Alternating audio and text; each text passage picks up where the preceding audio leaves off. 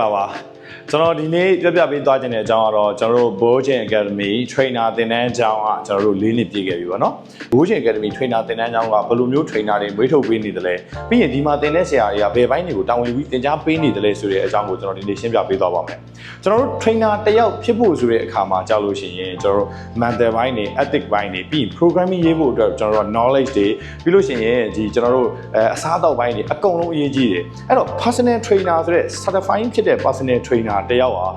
training တွေကြီးပဲလုပ်တတ်နေလို့မရဘူးဆိုတော့ training လုပ်တတ်တယ်ဆိုတော့ technique တွေ found တွေကိုကျွန်တော်တို့သင်လို့ရတယ်ဥပမာ maybe movement တွေဆိုလို့ရှိရင်လည်းချိန်ပန်ပေါင်းများစွာကိုယ်ကိုယ်တိုင်လက်ရှိလှုပ်ရှားပြီးလုပ်ကင်မှရတဲ့အရာစာဖတ်ပြီးတော့ movement အကြောင်းတွေကိုကျွန်တော်တို့ကပြောလို့မရအောင်ဒီတော့ကျွန်တော်တို့က personal trainer တယောက်ဖြစ်မယ်ဆိုရင် body transformation အတွက် hypertrophy training အကြောင်းတွေကျွန်တော်တို့နားလည်ဖို့လိုတယ်ပြီးရင်ကျွန်တော်တို့ကဒီ fashion နဲ့အခြေခံကြတဲ့အချက်အလက်တွေနေ့စဉ်သွားလာလှုပ်ရှားမှုတွေမှာကျန်းမာပြီးတော့ fit ဖြစ်တဲ့ lifestyle တစ်ခု healthy lifestyle တစ်ခုရဖို့အတွက်ကိုဒီ movement တွေအကြောင်းကိုကျွန်တော်တို့နားလည်ဖို့လိုတယ်အဲ့တော့ movement အကြောင်းကိုကျွန်တော်တို့နားမလည်ဘူးဆိုလို့ရှိရင် hypertrophy training လုပ်တဲ့အခါမှာ form မမှန်ရင် injury ရနိုင်ခြေများတယ်ဒီ anatomy တွေနဲ့ပတ်သက်ပြီးတော့လည်းသိဖို့အရေးကြီးတယ်အဲ့တော့ကျွန်တော်ကဒီမှာအလေးမပြီးတော့ကျွန်တော် hypertrophy training လုပ်လာခဲ့တာကျွန်တော် session နဲ့ရှိပါပြီကျွန်တော်ရဲ့ပြိုင်ပွဲဝင်သက်တမ်းကတော့73နှစ်ရှိပါပြီကျွန်တော်ကိုယ်တိုင်လည်းမြန်မာလက်ရွေးစင်မှာအကြိမ်ကြိမ်ခါပေါင်းများစွာကျွန်တော် champion ဆုတွေလည်းယူခဲ့တယ် body building athletic physics classic physics man physics ပေါ့နော်နောက်ဆုံးကျွန်တော် fitness physics မှာပါကျွန်တော်အာရှအဆင့်ထိအရွေးချက်ခံခဲ့ရဖို့ပါတယ်ဒါတော့ကျွန်တော်ရခဲ့တဲ့ achievement တွေ goal တွေပေါ့နော်okay အခုလက်ရှိလေကျွန်တော် grind နဲ့ IFBB professionally မှာ Olympia qualifier ရဖို့အတွက် program ရဖို့ကျွန်တော်စူးစမ်းနေတယ်ဆိုတော့ကျွန်တော်ကဒီရတဲ့အတွေ့အကြုံတွေနဲ့ကျွန်တော် knowledge sharing လုပ်သွားတယ်ကျွန်တော်တို့သိထားတဲ့အတတ်ပညာတွေကိုပြန်ပြီးတော့ lesson ကန်တဲ့သဘောဖြစ်တယ်အဲ့တော့ hypertrophy training လုပ်မယ် body transformation လုပ်မယ်ဆိုတဲ့အခါမှာ training is number 1ဆိုတော့မှန်တယ် training technique တွေပဲကျွန်တော်တို့ပြောနေလို့မရဘူးအဲ့နောက်ပိုင်းမှာ diet တွေ nutrition ဆိုတဲ့စားသောက်ပုံစံတွေပါတယ်ဒီတော့ကျွန်တော်သင်တန်းမှာကျွန်တော်ကဘယ်ဘိုင်းကိုတာဝန်ယူထားလဲဆိုလို့ရှိရင် training ဘိုင်းနဲ့ diet ဘိုင်းတွေကိုကျွန်တော်တာဝန်ယူထားပါတယ် supplement ဘိုင်းတွေစသဖြင့်ပေါ့နော်ကျွန်တော်တို့ကျန်းမာရေးနဲ့သက်ဆိုင်တဲ့အကြောင်းအရာတွေကိုကျွန်တော်အဓိကထားပြီးတော့ကျွန်တော် hypertrophy ဘိုင်းကိုတာဝန်ယူထားပါတယ်အဲ့တော့ hypertrophy training တွေပဲလုပ်တဲ့နေုံနဲ့ trainer လို့ပြောလို့မရပါဘူးအဲ့တော့ trainer တယောက်က movement အကြောင်းအနေနဲ့ပြီးလို့ရှိရင်ကျွန်တော်တို့ anatomy အကြောင်းတွေသိဖို့လိုတာဖြစ်တဲ့အဲ့ဘိုင်းကိုလည်းဆရာရဲကြောင်အောင်တာဝန်ယူထားပါတယ်ဒီဘိုင်းနေနဲ့လည်းကျွန်တော်တို့မပြီးသေးဘူး class နဲ့ပတ်သက်တဲ့အပိုင်းတွေ GH နဲ့ပတ်သက်တဲ့အပိုင်းတွေပြီးလို့ရှိရင်ကျွန်တော်တို့ yoga နဲ့ပတ်သက်တဲ့အပိုင်းတွေ stretching နဲ့ flexible ဖြစ်ဖို့ပိုင်းတွေနဲ့မှာကြောက်ရင်ဆရာမဝိုင်းယူကနေပြီးတော့ယူထားပေးပါတယ်အဲ့တော့ဆရာမဝိုင်းယူရဆိုလို့ရှိရင်လည်းဒါ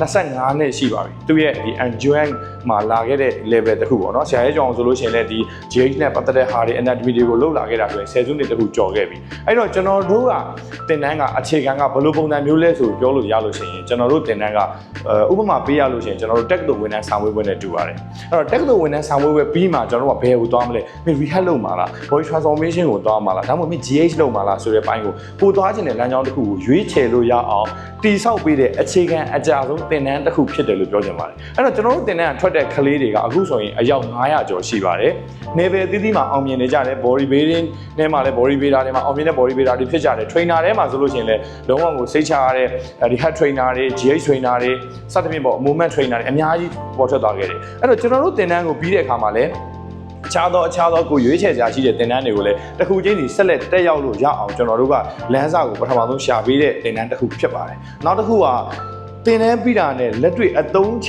ျအောင်သင်ပေးနိုင်တဲ့သင်တန်းတစ်ခုလည်းဖြစ်တယ်။ဘာလို့ဆိုတော့ကျွန်တော်ရှိမှာ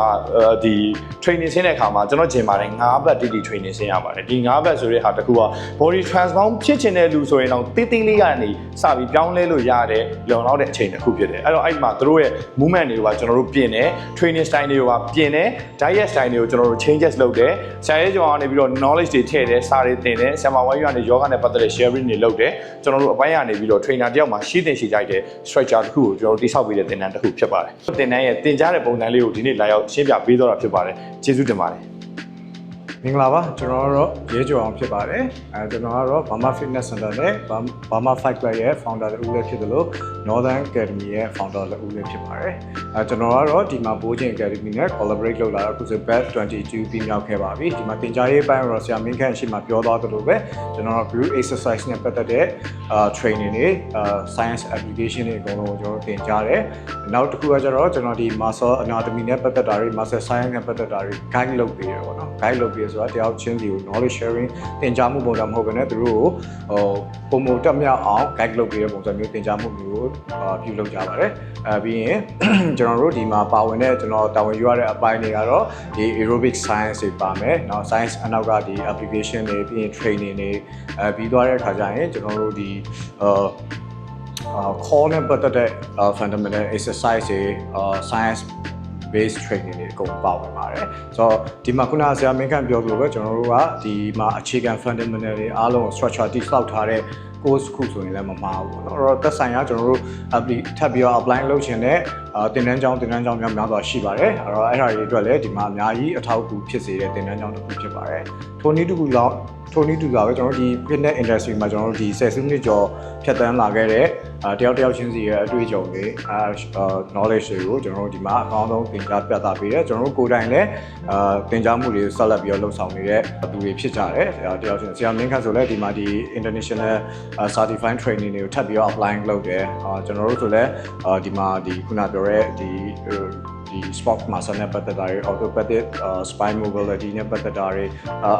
အခြားသောကျွန်တော်တို့သင်တန်းတွေကိုလည်းကျွန်တော်တို့ထပ်ပြီး apply လုပ်တယ်ကျွန်တော်တို့ရဲ့ course မှာအကောင်းဆုံးဖြစ်အောင်ပြန်တည်ဆောက်တယ် update တွေကျွန်တော်ဆက်လုပ်တယ် sport science နဲ့ပတ်သက်တဲ့ update တွေကိုအများကြီးပါဝင်တာပေါ့နော်ဒီ course မှာအများကြီးပါဝင်တယ်အဲ့တော့ကျွန်တော်နောက်ပြီးတော့ကျွန်တော်တို့သင်ကြားလာခဲ့တဲ့အတွေ့အကြုံတွေနဲ့လည်းထပ်ပြီးတော့ course အသစ်တွေတွားဖို့လည်းကျွန်တော်တို့ plan ချထားတာရှိပါတယ်